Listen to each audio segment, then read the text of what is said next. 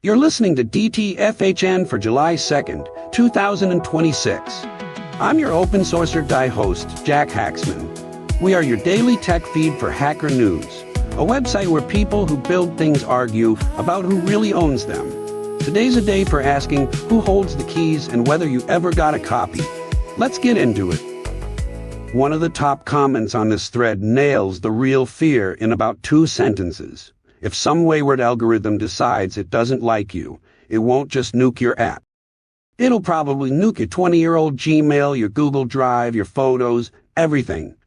That's not a hypothetical. That's a pattern. And now Google wants to extend that same capricious authority to every Android developer on the planet. Let's break this down to what's actually happening. Google has shipped a system service called Android Developer Verifier to roughly 4 billion devices. It runs with root privileges. It can't be disabled. It can't be removed. And when activated, it does exactly one thing. Aux apps from developers who haven't registered with Google, paid Google, handed Google their government ID, and agreed to terms where the word malware means whatever Google decides it means on any given Tuesday. F-Droid is calling it what it is, malware. And honestly, run through the checklist. Installed without meaningful consent? Yes. Run silently in the background with elevated privileges? Yes. Awaits remote activation to restrict device functionality? Yes. Cannot be removed by the device owner? Yes. The fact that it comes from Google instead of some sketchy APK forum doesn't change the technical reality. It changes the scale. This isn't infecting thousands of devices. It's 4 billion. The stated justification is malware recidivism. Bad actors who get caught and come back with new signing keys. A real problem, sure. But as the article points out, there are far less authoritarian solutions. Enhance. Play protects on-device scanning. Implement federated verification so users choose their own trusted curators. Instead, Google chose the option that happens to make them the sole gatekeeper for all Android software distribution worldwide. Funny how that works. The comment section is full of people pointing to alternatives. Sailfish OS, post-market OS. And that's the right instinct. But one commenter cuts deeper. Android's entire pitch was being the open alternative to Apple's walled garden. That was the deal. Openness got them to 4 billion devices. And now that they're there, they're pulling the ladder up. This is the part that matters. The Android open source project is still technically open. You can fork it. You can build on it.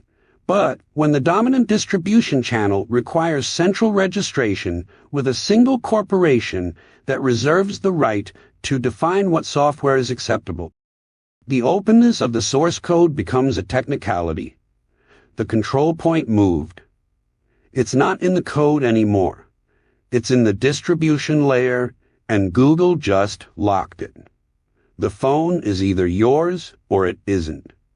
Right now, 4 billion people are finding out the answer. Moving on. And you want to die, I'm about the decision that accidentally changed everything. They built the PC from off-the-shelf parts and published the technical reference manual. Anyone could clone it. IBM thought their brand would protect them. Instead, Compaq reverse-engineered the BIOS in a clean room. And within 5 years, the clone market was bigger than IBM's own PC division. The open architecture won. Not because IBM wanted it to, but because the economics were inevitable. 45 years later, GitHub just did something that rhymes. Kimi K2.7 Code, built by Moonshot AI, is now a selectable option inside GitHub Copilot. First open weight model in the model picker. You can choose it the same way you'd choose Claude or GPT.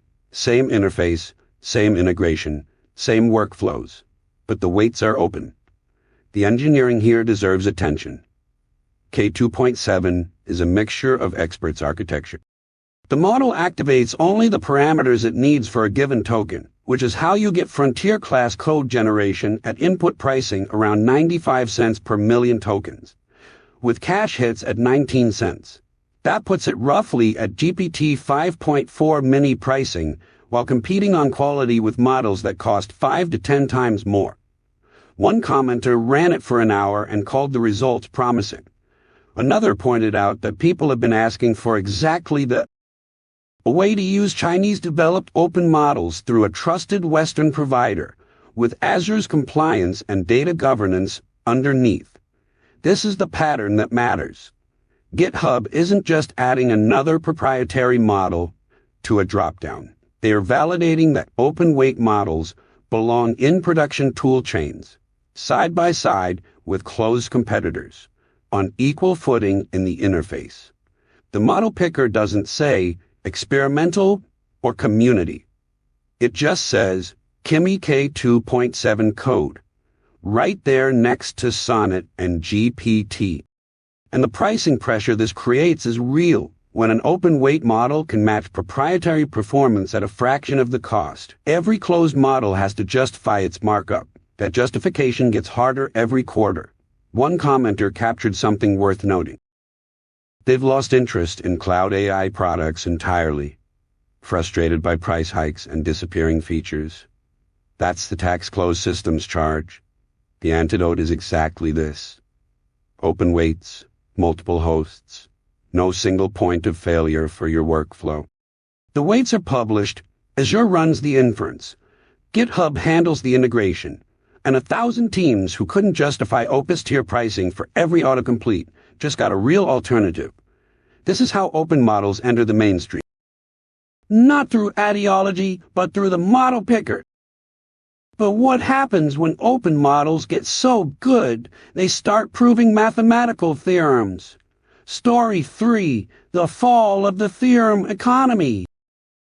What if the most valuable thing a mathematician produces is the one the system doesn't know how to reward? David Besses makes a case that lands with surgical precision. His best theorem was never published. His second best was trivial to prove. The hard part, in both cases, was building the conceptual language that made the theorems obvious. Definition 2.4, Definition 9.3. The scaffolding, not the building, and academic mathematics has no real mechanism for valuing scaffolding. The economics here are worth stating plainly. A mathematician spends months, sometimes years, developing an intuition, a way of seeing a problem that makes the solution self-evident. Then they spend more months translating that intuition into the format the system accepts. A theorem stated formally, proved rigorously, submitted to a journal, reviewed by peers. The insight is the scarce resource. The proof is the packaging. But the packaging is what gets counted, cited, and rewarded. Besses describes a preprint where the real contribution was 2 definitions. The theorem they enabled has been cited dozens of times. The definitions traveled into a 700-page book. The actual innovation, the conceptual framework, propagated freely precisely because it wasn't locked behind the formal publication machinery. This is an architecture question. The Theorem Economy is a closed system. It has gatekeepers, journals, review boards, tenure committees, and a narrow definition of what counts as output. The understanding economy, the one Thurston described, is open by nature. Definitions propagate. Conceptual frameworks get adopted, extended, remixed. They work exactly like open source code. The value multiplies when people can touch it, modify it, build on it. Besses walked away from academia and built a machine learning company. His unpublished intuitions kept generating value. One commenter noted this might be the most interesting essay on the nature of mathematics they'd ever read. Another worried that AI panic had reached the field. Both missed the deeper point. The question isn't whether AI will replace theorem proving. It's whether the discipline can finally decouple its reward function from the artifact and attach it to the understanding. Because right now, mathematics optimizes for a proxy metric. the people who see furthest, who build the conceptual infrastructure everyone else builds on, are the ones most likely to go uncredited. That's not a philosophical problem. That's a systems design flaw. Moving on. Let me be honest about the strongest argument against this project. You can buy a robot vacuum with lidar navigation for £70. Fully assembled, warranty included, works out of the box. The components alone for Oomwoo: a Raspberry Pi 5, a lidar sensor motors, a custom PCB filament for the chassis, will cost you more than that finished product. One of the top comments on Hacker News says exactly this, and the math checks out. So why would anyone build one? That's the question everyone's avoiding, and it's the wrong question. Nobody asks why someone builds a kayak in their garage when you can buy one at REI. Nobody interrogates the economics of a home-brewed beer that costs more per ounce than the craft stuff at the store. The price comparison only sounds devastating if you think the point of building something is to save money. It isn't. The point is to understand it. And understanding is where the comedy starts. Because here's what happens when you buy that £70 lidar vacuum. It works great for 14 months. Then, the app requires a firmware update. The firmware update requires a new account migration. The account migration requires accepting new terms of service that include telemetry you didn't agree to the first time. Your vacuum now uploads your floor plan to a server in Shenzhen. You don't know this because you didn't read the terms. Nobody reads the terms. The vacuum still works. Technically, until the company gets acquired, the cloud endpoint goes dark, and your $300 appliance becomes a very heavy frisbee. Oomwoo runs ROS2, maps with local SLAM, integrates with Home Assistant, and never phones home. Not because the creator is paranoid, but because that's just how you design it if your incentive was making a good vacuum instead of building a recurring revenue platform. The modular contribution model is genuinely clever. Dustbin design, blower assembly, coverage algorithms. Each one a self-contained pull request. 1,000 people tinkering on whatever interests them, best solutions surfacing through use. This is how open hardware actually gets built. Not by one hero in a garage, but by a community that treats the bill of materials like source code. Forkable, improvable. Yours. Someone in the comments asked whether there's an open WRT equivalent for robot vacuums. Just flash custom firmware onto commodity hardware. That's probably the faster path to adoption. But Oomwoo is doing something more ambitious. It's building the reference design that makes that future possible. The blueprints that let the next person start from understanding instead of reverse engineering. The name reads the same upside down. The philosophy should too. Flip the entire value proposition of a robot vacuum on its head and it still works. That's the test. Oomwoo passes it. Open hardware needs open intelligence to run on it. Pause in GLM 5.2 just got a harness that makes that practical. Separation of model and tooling is as important as legislative and judicative. That's a direct quote from one of the commenters on this story, and it deserves to sit with you for a moment, because it might be the most important sentence written about AI development tools this year. ZCode is a new desktop harness for GLM 5.2. GPU AI's latest model. It looks polished. The demo they showcase is a browser-based Gomoku game with heuristic AI. Candidate move visualization. The works. The tooling integrates with nearly every popular command line agent out there. On paper, It's a reasonable product, but it's not open source. And that single architectural decision changes what ZCode actually is. It's not a tool. It's a dependency. There's a difference. Run this forward 5 years. Every serious software team will have an AI coding harness at the center of their workflow. It will see every file, every commit, every design decision, every proprietary algorithm.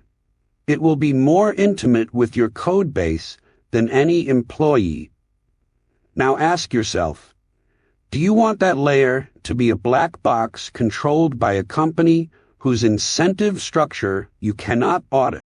The commenter who flagged this pointed to Mimo Code, Xiaomi's open source alternative. Open Code is another.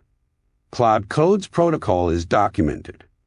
The landscape of open harnesses is growing precisely because engineers understand what's at stake. The harness layer is infrastructure. And infrastructure you don't control is infrastructure that controls you. What makes this worth taking seriously is the pricing model. ZCode advertises a base usage allowance included with plans, then layers higher tiers as multipliers of that base, without ever disclosing what the base actually is. Multiple commenters flagged this pattern across several AI tooling companies. It's the gym membership model applied to developer tools. Obscure the unit economics. Make cancellation feel like losing something you already paid for, and let inertia do the rest. The model itself might be excellent. GLM 5.2 could be genuinely competitive. That's beside the point. The question isn't whether the engine is good. The question is whether you own the car or whether you're renting the steering wheel. Open harnesses exist. They're maturing fast. Mimo Code, Open Code, and others are proving that you don't have to trade control for capability. The engineers building these tools understand something fundamental. The layer between you and the model is the layer that matters most. It's where your data lives, where your workflows crystallize, where lock-in takes root if you let it. Keep that layer open. Everything else is negotiable. We talked about tools that feel right in your hands. Pause. Let's get literal. Story 6. My favorite keyboards. Every musical instrument shapes the music played on it. A Steinway Grand doesn't just reproduce with the pianist's intent. It suggests possibilities, rewards certain touches, punishes others. The instrument is a collaborator, and for 40 years programmers have been choosing their collaborators with exactly this kind of care, even if most people think they're just picking a keyboard. Fabian Sanglard's tour through his favorite keyboards reads like a luthier's memoir. He found IBM Model Ms. stacked 6 feet high in a dilapidated Toronto computer shop, bought a few for $20 each, and Frankenstein together one pristine unit he used for a decade. That's not shopping. That's restoration. That's the same impulse that drives someone to rebuild a 1960s Fender Telecaster from salvaged parts. Because the thing that was mass-produced 30 years ago had qualities that nothing manufactured today quite replicates. The concertmaster detail is where this gets genuinely fascinating. The NMB RT 9100 Watt shipped it standard with Intergraph workstations, and John Carmack liked it enough to keep it through the development of Quake 2, Quake 3, and Doom 3. Every line of code in those engines passed through that specific membrane keyboard with built-in speakers. The tools shaped the work. Carmack's choice wasn't arbitrary. It was an engineering decision about the interface between intention and output. But the real story here is the ergonomic arc. Some gloss progression from Model M to Argodox, easy to Moonlander, mirrors what happens in every mature craft. You start by optimizing for feel and sound, the aesthetics of the tool. Then your body starts talking back, and you optimize for sustainability. The Ergodox EZ solved his RSI. He bought two. He 3D printed custom legs to get the tilt right. When those legs kept slipping, he moved to the moonlander.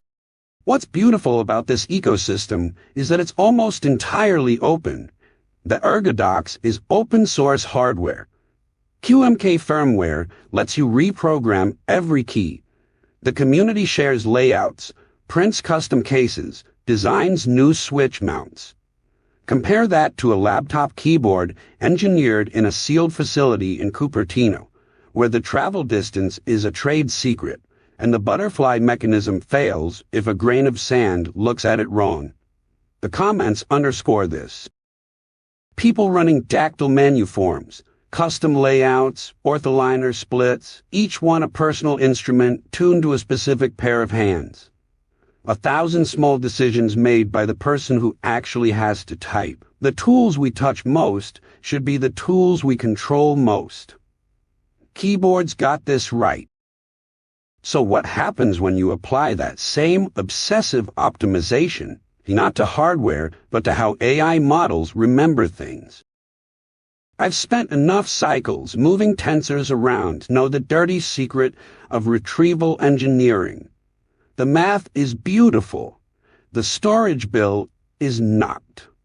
Late interaction models, like Colbert, give you this gorgeous fine-grained matching, where every token gets its own vector, hundreds of them per document, and the ranking quality jumps because you're comparing structure to structure, instead of mashing everything into one big number.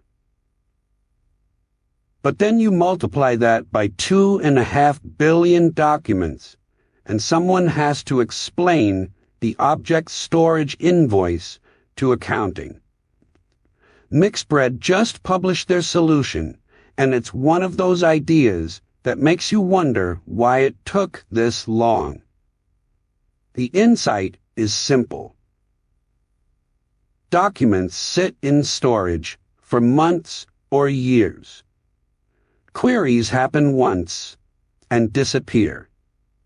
These are fundamentally different workloads with different precision requirements. So treat them differently. Store document vectors as single-bit signs. Basically just positive or negative for each dimension, and keep query vectors at int8 precision. That's asymmetric quantization. The query side does the heavy lifting with 8 bits of resolution. The document side just needs to point in roughly the right direction. The numbers are striking. A multi-vector document drops from 393 kilobytes in full float 32 down to about 12 kilobytes in this scheme. That's a 32x reduction. And the quality loss? 0.6 of a point on NDCG at 10. You're paying roughly single-vector storage costs and getting late interaction quality. That changes the economics from a late interaction is a premium feature for customers who justify the cost to late interaction is the default. Pull this thread a bit further. The retrieval engine underneath, Silo, runs on object storage with tiered hydration. Every byte you shave off a document vector multiplies across billions of records, which means faster cold starts, cheaper shards, less bandwidth per carry. This is infrastructure engineering where the clever bit isn't a new algorithm. It's recognizing that symmetry was never a requirement. One commenter asks about latency trade-offs, which is fair. Storage is only half the story, but compact representations tend to help latency too, because you're reading less data per query. Fewer bytes through the memory bus is fewer bytes through the memory bus, regardless of what your benchmark says about precision. The real win here is that this kind of optimization makes powerful retrieval accessible to teams that don't have hyperscaler budgets. When the storage cost drops 97%, The barrier to running sophisticated search drops with it. The tools get cheaper. More people can touch them. That's how it's supposed to work. So we've made search smarter and cheaper, but what if the best knowledge system was one we already had and abandoned?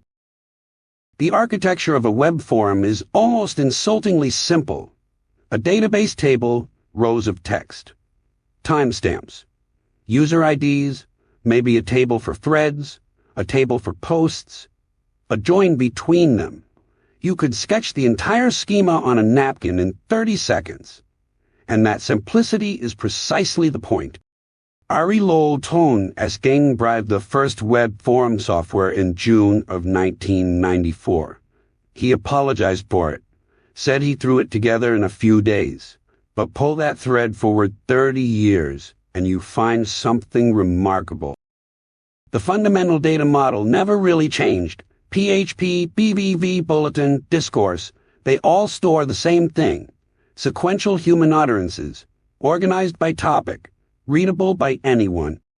Now compare that to the data model of a modern social platform.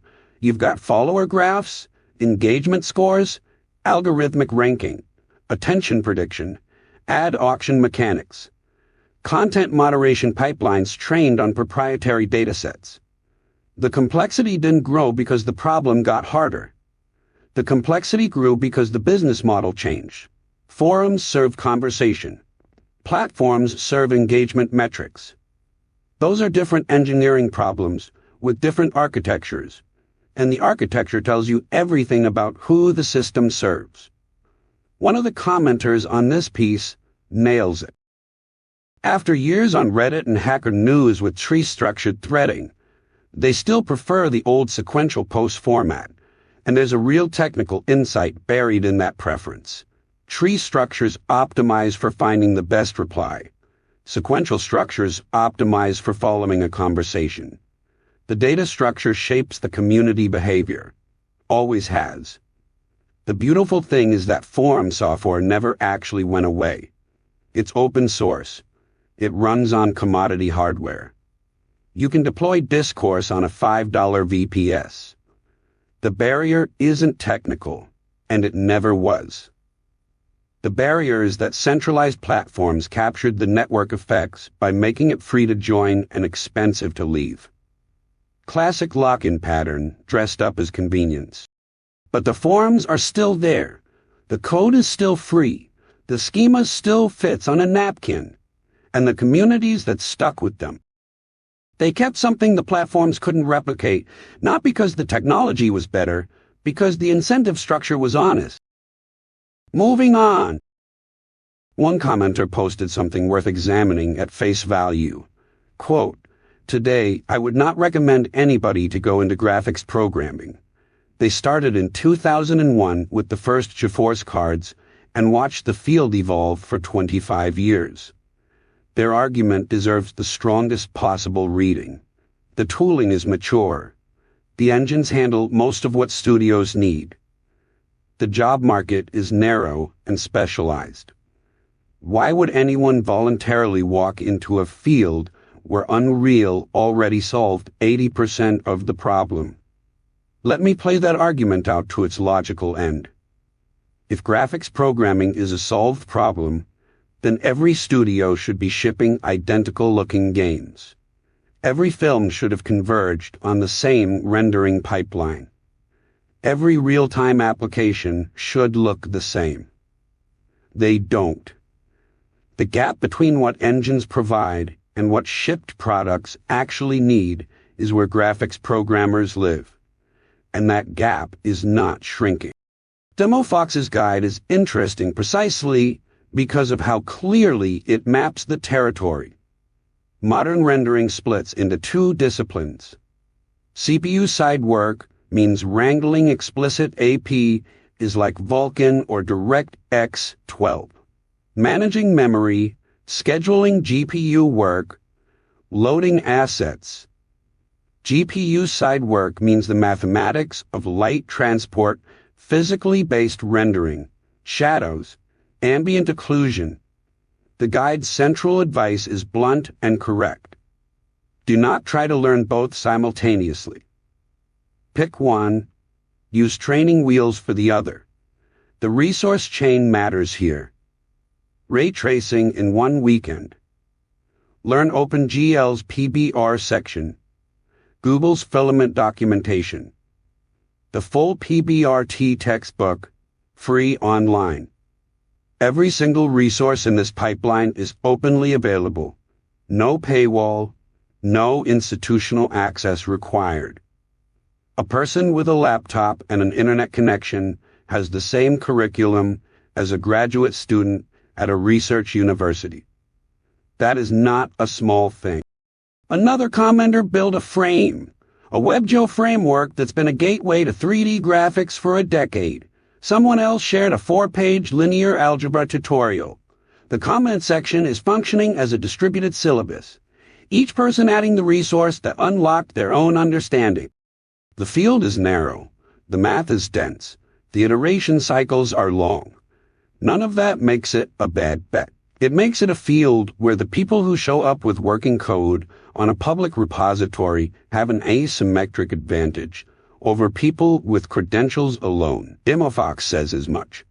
Build something that loads assets, renders them with PBR lighting, and put it on GitHub. The proof is in the pixels, and the tools to generate those pixels have never been more accessible. We've been talking about proving yourself with working code all episode. Now, here's a benchmark that takes that idea seriously. 24%, that's the top score on Senior SWE-Bench right now, achieved by Opus 4.8, meaning the best coding agent on the planet fails 3 out of 4 tasks designed to test whether it can think like a senior engineer. And the benchmark is open source, so you can watch it fail in public. Here's what Senior SWE-Bench actually measures, and why it matters more than the original. Regular SWE-Bench gives you a bug and says fix it. Senior SWE-Bench gives you something closer to what lands in your inbox on a Monday morning. A product requirement, some context about the code base, and the implicit expectation that you'll figure out the rest. The example task in the benchmark asks you to add Google Books as a fallback metadata source to OpenLibrary's bookworm system. It specifies the what. It deliberately underspecifies the how. That gap between specification and implementation is where senior engineering actually lives. One commenter nailed the fundamental tension. Any static benchmark eventually gets memorized. The value of a senior engineer is applying known strategies to novel problems. A frozen test suite can't stay novel forever.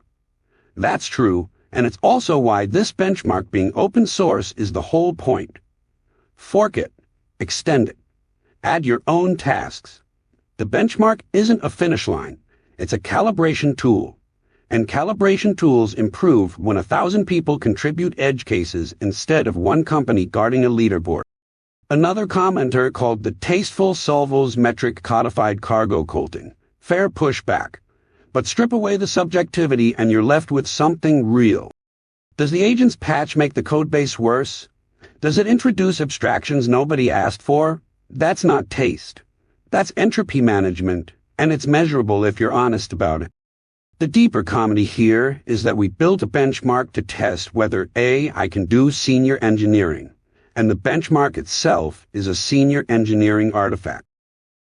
Underspecified requirements. Ambiguous success criteria. Stakeholders who disagree about what good means. The test is the thing it's testing for. This has been your daily tech feed for Hacker News for July 2nd, 2026. This podcast is entirely AI-generated. Script by Claude Sonnet 4.7. Voiced by Quen3TTS. Not affiliated with Hacker News or Y Combinator. Now go build something that's truly yours. We'll see you back here tomorrow.